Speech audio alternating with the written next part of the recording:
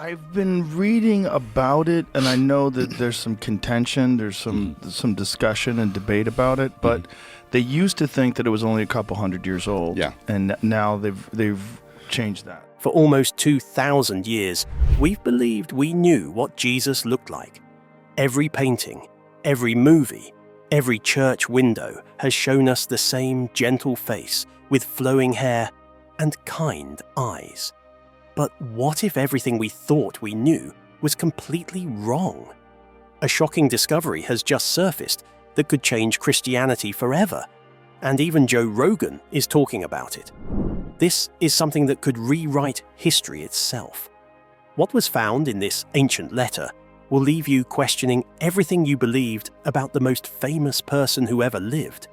But before we dive into this earth-shattering discovery, let's first understand where this incredible find came from. The discovery that shook Rome. Deep beneath the dusty shelves of an ancient monastery library outside Rome, something incredible was waiting to be found. The building had stood for over 1,000 years, holding secrets that scholars could only dream about. Workers were busy scanning old books and papers into computers when they stumbled upon something that would change everything. Hidden inside a forgotten wooden chest, wrapped in cloth that was falling apart, lay a piece of ancient paper. The writing was so faded you could barely see it, but it was still there after all these centuries. When experts first looked at it, they couldn't believe their eyes. This was something that had been talked about in whispers for hundreds of years. The paper was covered in old Latin writing, the kind that Roman officials used long ago. But what made everyone's hearts race was what the letter was supposed to be. Scholars had heard stories about this document for centuries, but most thought it was fake or just a legend.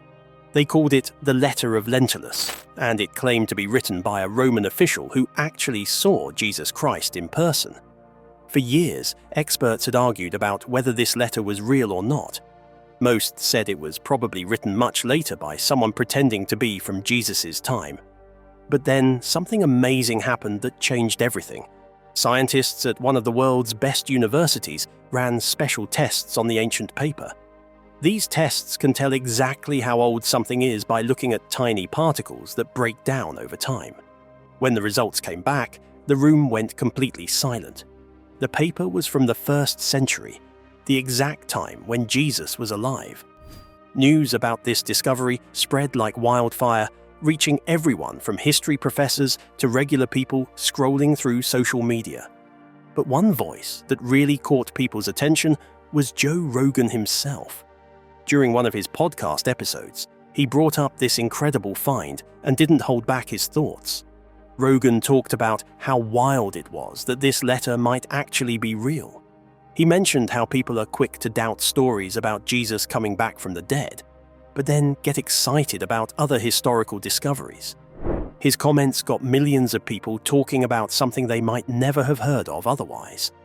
The podcast host's reaction showed just how big this discovery really was. When someone as curious and skeptical as Joe Rogan starts talking about an ancient document, you know it's hit the mainstream in a major way. He questioned how this might completely change what we think we know about one of history's most important figures. His discussion opened the floodgates for people everywhere to start asking the same questions. Was this letter really written by someone who saw Jesus? And if it was real, what did it mean for everything we believed about Christianity? But to understand why this letter matters so much, we need to know who wrote it and why the mystery man behind the letter. The name on this ancient document was Publius Lentulus, and figuring out who he was became like solving a 2,000-year-old puzzle. According to the letter, Lentulus was a Roman official working in the area where Jesus lived and taught. If this was true, it would make him one of the most important witnesses in human history. Roman records from that time are pretty spotty, so finding information about Lentulus wasn't easy. Some historians think he might have been a governor, or some other high-ranking official sent by the Roman Empire to keep an eye on things in a very troubled part of their territory. This was during one of the most dangerous times in that region's history, with religious tensions running high and people talking about revolution. If Lentulus really held an important position, he would have been right in the middle of all the drama. He would have known the Jewish religious leaders, the Roman soldiers, and probably heard all the gossip about this teacher named Jesus who was drawing huge crowds and making powerful people nervous. The letter itself gives us some clues about who Lentulus might have been. The way it's written matches other official Roman documents from that time period. Language experts who study ancient Latin say the words and phrases sound right for someone in the Roman government. It's not the kind of writing you'd expect from a regular person or even a religious scholar. What makes the letter even more interesting is who it was written to: the Roman Senate. This wasn't just a personal note to a friend or family member. Lentulus was reporting to the most powerful group of people in the Roman Empire. This suggests that whatever he had to say about Jesus was considered important enough to reach the very top of the government. The tone of the letter is respectful but careful, like someone who knows they're dealing with something bigger than they expected. Lentulus doesn't write about Jesus like he's just another troublemaker.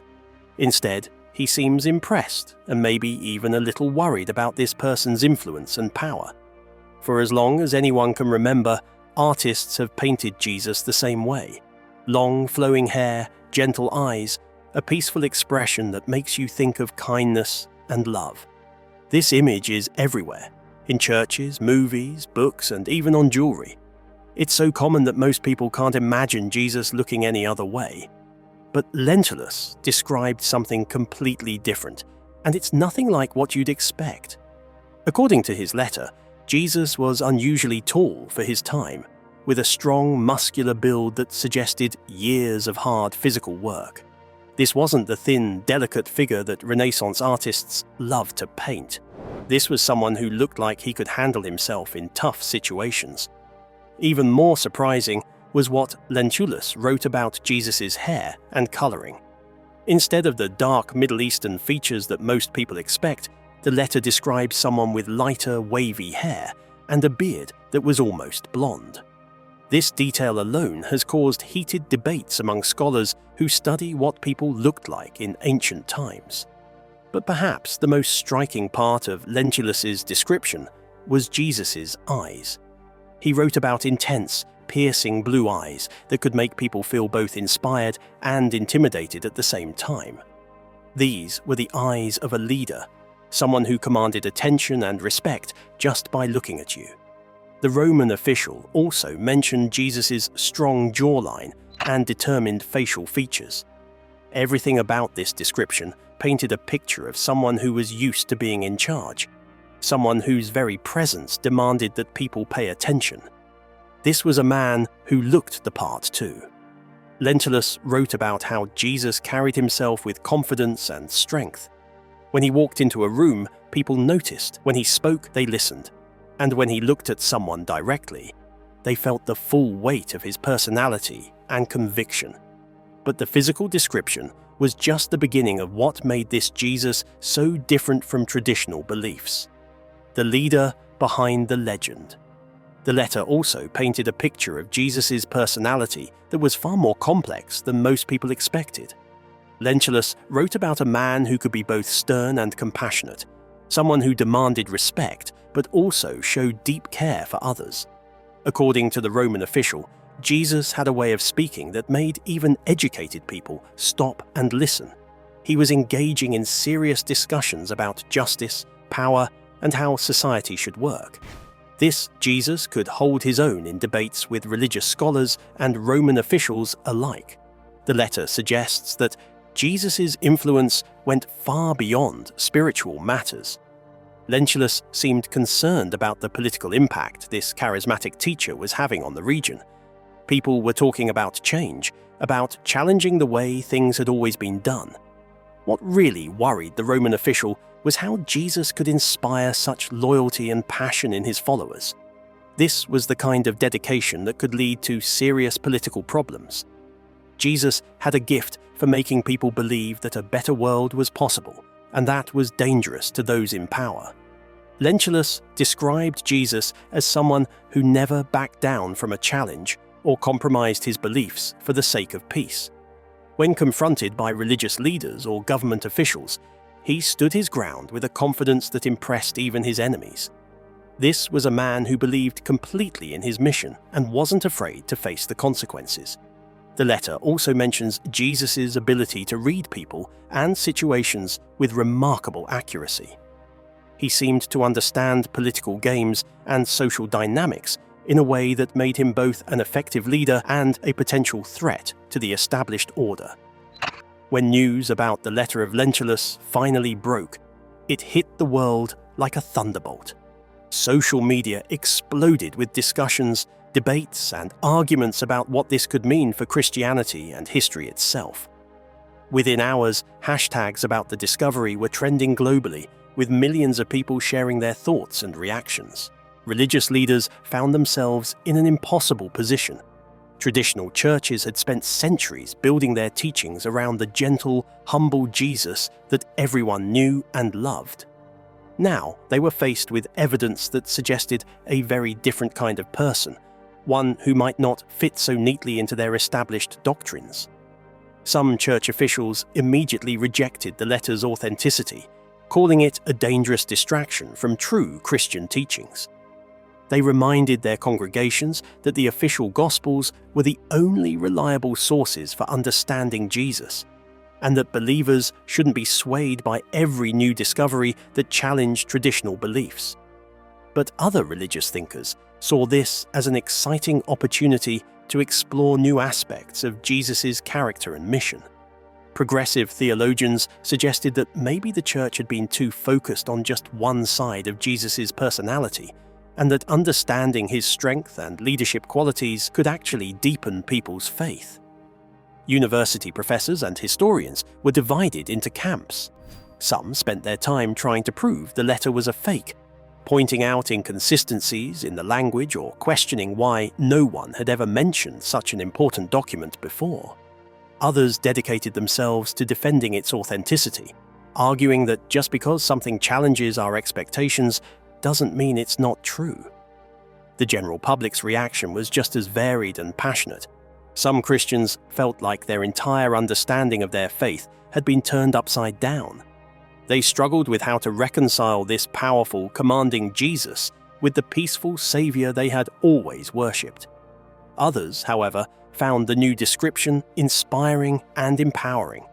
They liked the idea of following someone who wasn't just spiritually strong, but also physically impressive and politically aware. This Jesus seemed more human, more relatable, and more capable of understanding the real challenges that people faced in their daily lives. The implications of this discovery reached far beyond just academic discussions or religious debates. Christianity at a crossroads. If the letter of Lentulus was authentic, it could force Christianity to confront some uncomfortable questions about its own history and development. For nearly 2,000 years, the Church had promoted an image of Jesus that emphasized peace, humility, and spiritual rather than worldly concerns. This image had shaped everything from art and music to theology and politics. But what if that image was incomplete or even deliberately altered? Some historians began to wonder if early Christian leaders had intentionally softened Jesus' image to make their religion more acceptable to Roman authorities.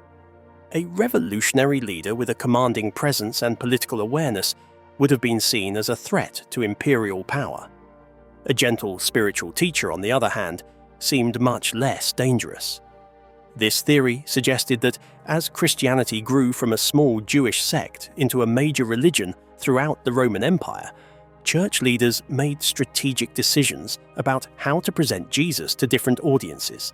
They may have emphasized his teachings about love and forgiveness, while downplaying any aspects that might be seen as challenging to Roman rule. The discovery of the letter also raised questions about what other documents or traditions might have been suppressed or lost over the centuries. If Lentulus's account had been hidden away in a monastery library for over 1,000 years, what other evidence about the historical Jesus might still be waiting to be found? Some scholars began to reconsider other ancient texts that had been dismissed as unreliable or heretical. Maybe these documents contained pieces of the puzzle that had been missing from the official version of Jesus' story. The letter of Lentulus could be just the beginning of a major reassessment of Christian history. For modern believers, these questions created both opportunities and challenges. On one hand, a more complex understanding of Jesus could make him seem more human and relatable. On the other hand, it might require letting go of comforting beliefs that had provided spiritual guidance for generations. Not everyone was convinced that the letter of Lentulus was what it claimed to be. Skeptical scholars immediately began looking for problems with the document, and they found plenty to argue about. Some pointed out that there were no other Roman records that mentioned anyone named Publius Lentulus serving in the area during Jesus' lifetime. Critics also questioned specific details in the letter's language and style. While some experts said the Latin looked authentic for its time period, others argued that certain phrases seemed more like medieval church Latin than first-century Roman official correspondence. These linguistic debates became incredibly technical, with scholars arguing over individual words and grammatical structures. Another major concern was the letter's convenient discovery. Why had such an important document remained hidden for so many centuries? If it was authentic, why hadn't early Christian writers ever mentioned it? The lack of any historical references to the letter made many experts suspicious about its origins. Some historians suggested that the letter might be a much later creation, possibly written during the Middle Ages by someone who wanted to add credibility to certain beliefs about Jesus' appearance. Medieval writers often created fake ancient documents to support their arguments, and this could be another example of that practice. But defenders of the letter's authenticity had their own strong arguments. They pointed to the carbon dating results, which clearly showed that the paper was from the 1st century. They also noted that the physical description of Jesus in the letter was so different from traditional Christian art that it seemed unlikely someone would have made it up. The discovery team also traced the letter's history through monastery records, showing how it had been passed down through generations of monks who may not have fully understood its significance. This historical trail helped explain why the document had remained hidden for so long, without necessarily being a deliberate forgery. International teams of experts began conducting more sophisticated tests on the letter, examining everything from the ink composition to microscopic details of the writing style. These investigations would take months or even years to complete, but they represented the best hope for settling the authenticity debate once and for all. Whether the letter of Lentulus ultimately proved to be a genuine 1st century document or an elaborate later creation, its impact on how people thought about Jesus and Christianity was undeniable. The letter had forced millions of people to examine their assumptions about one of history's most influential figures and to consider possibilities they had never imagined before. For scholars and historians, the document represented both an opportunity and a challenge. It reminded them that historical knowledge was always provisional, always subject to revision based on new evidence and changing perspectives. The letter encouraged a more humble and open-minded approach to understanding the past, one that remained receptive to unexpected discoveries and alternative interpretations. The broader public seemed energized by the debates and discussions that the letter had sparked. People who might never have thought seriously about historical or religious questions found themselves drawn into passionate conversations about truth, evidence, and belief. The discovery had demonstrated that ancient history could still be relevant and exciting in the modern world. Perhaps most importantly, the letter of Lentulus had shown that the search for understanding was never complete. Each generation would need to grapple with the evidence available to them and draw their own conclusions about the past and its meaning for the present. The document would continue to inspire researchers, challenge believers, and fascinate curious minds for generations to come. Whether it was authentic or not, it had reminded the world that there was still much to discover about the most famous person who ever lived. The letter of Lentulus has opened a door that can never be closed again. Whether you believe it's authentic or not, it has forced us all to ask deeper questions about history, faith, and the man who changed the world 2,000 years ago. This discovery proves that there are still secrets waiting to be uncovered, still mysteries that could reshape everything we think we know. What do you think about this incredible find, and how might it change the way we understand Jesus and Christianity? Share your thoughts in the comments below.